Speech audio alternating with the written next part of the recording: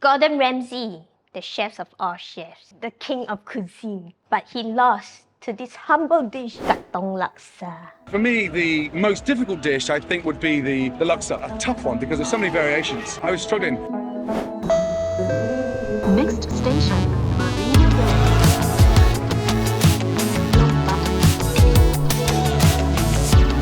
Are you ready? Make some noise! Hi people, this is Evelyn. Welcome back to the Happy Bar channel. Today we are gonna make the humble and famous Singapore Katong Laksa, which happened to be my friend long time ago. And he is the one that beat Gordon and he is the one that beat Gordon Ramsay. And I know many of you may not know what laksa is. Laksa is actually a spicy coconut noodle that is really famous in Southeast Asia. There's a lot of kinds of laksa. There's Assam laksa, Nonya laksa, Hainan laksa, laksa sigla, and many more. Yeah, let's get going. So before we start, I know there's like a lot of things on the table, but rest assured, I will go through with you step by step. We will do this together. Don't worry and freak out that you are not be able to do it. We can do it, okay? I will give you all the links under below, so you just click and you know what to get. Sorry about the construction. It's not gonna stop us, and we're gonna start cooking it. I'll just start off with the shrimp stock first before we move to the other elements. So first thing first, we're gonna start with the stock. We're just gonna brown and cook the shrimp shells. It intensifies the shrimp flavor. This is just purely for the stock. So if you don't have that, don't worry. You can just substitute it with chicken stock instead. Fry it dry till it's like golden. So once that all the water has evaporated off, it's done, the color, we just set it aside. I'll put it in the stock pot, and then we'll continue. This is dried shrimp. I'm gonna add a little oil.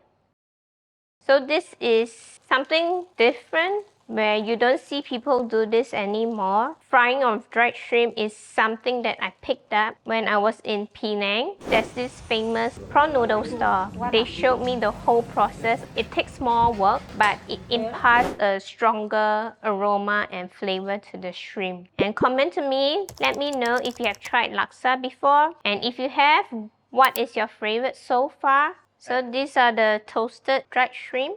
I'm just gonna pour it in, add water, and we're gonna bring this to boil, and we're gonna simmer it for 40 minutes. So now we're gonna go on to the second step, which is the Rempah, which is the most important component in Southeast Asian cuisine. It's like the French have the mother sauces. Rempah is our mother sauces. Shallots and garlic.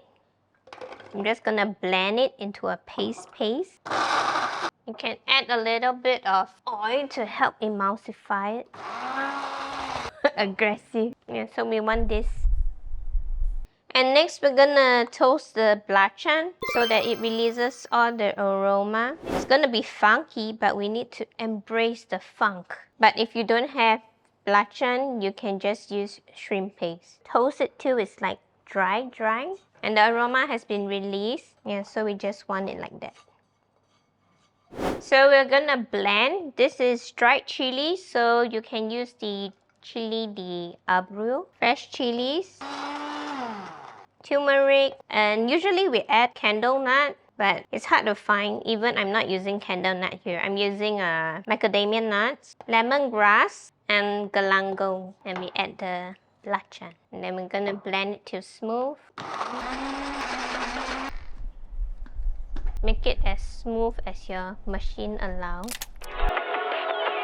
So now that we have blended everything, we're gonna cook the rempah, a process whereby you cook the raw flavor of the paste. We start off with the garlic and shallot. Smells good. This step is to cook out the rawness of the shallot and garlic. Extract as much water inside because at the end, the rempah, we want it to be dry. So when it's all cooked, you can see the color has transformed. We'll cook the chili base. So this process will be around like 20 minutes. And you will notice the cooking process of this is it will turn into dark brick red color. There will be a separation of the oil coming from the chili oil as well as the oil that we poured in to emulsify the paste. And when it's split, it's a good sign. In Asia cuisine, when it's a split oil, it's a good sign. So you can see the color has changed to dark brick red color. Add sugar and salt. So I'm just making a bigger batch so that I can save the remaining of the rempah to do some other dishes. You can make curry chicken, otah, which is like a fish paste. So we take 150 for the laksa. So we'll fish out all the prawn shells. Take this out. And next we'll add the paste.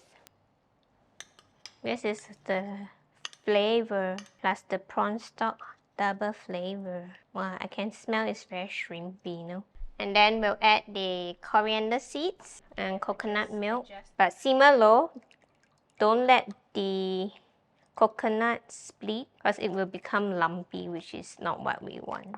And then I'll add some of the remaining of the laksa leaf. It's the Vietnamese coriander, but instead you may know it as rau ram. What makes the dish like, oh, this is laksa. Without it, I feel it's hard to pass off without this. But they sell it. We went in range 99, no? Yeah, they have it. Smells so good already. Okay, I'm just gonna cover it and simmer.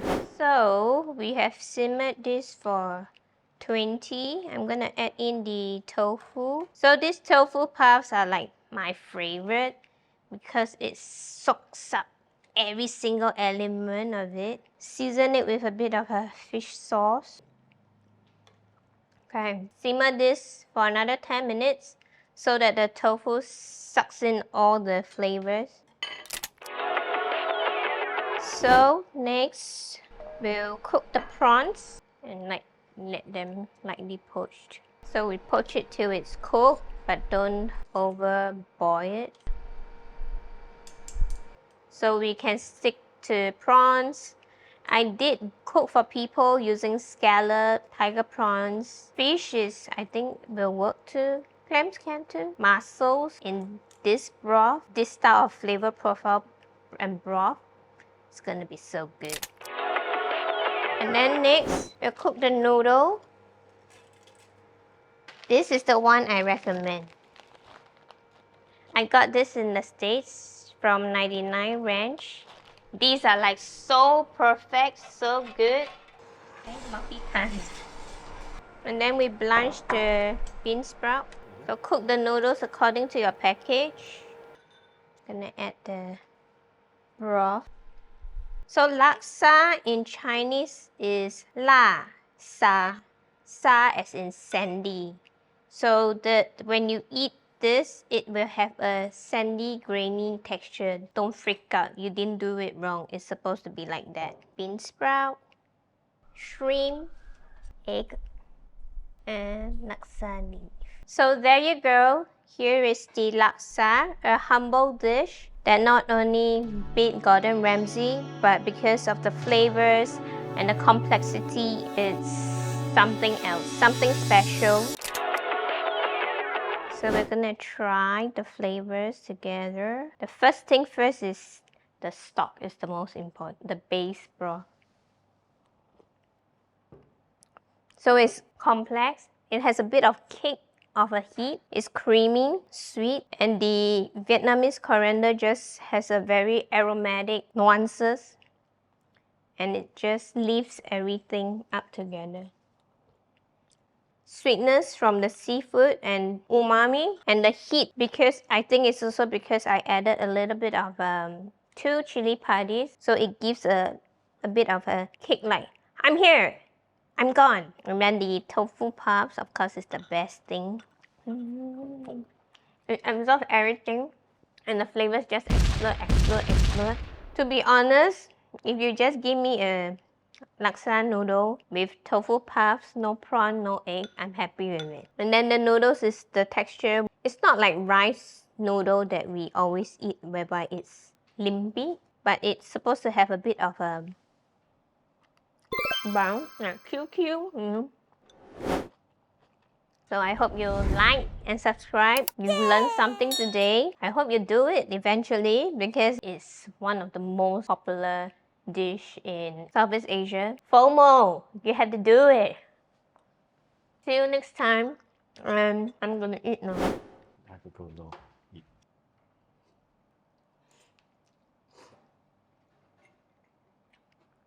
No, this is good because it reminds me of Katong Laksa.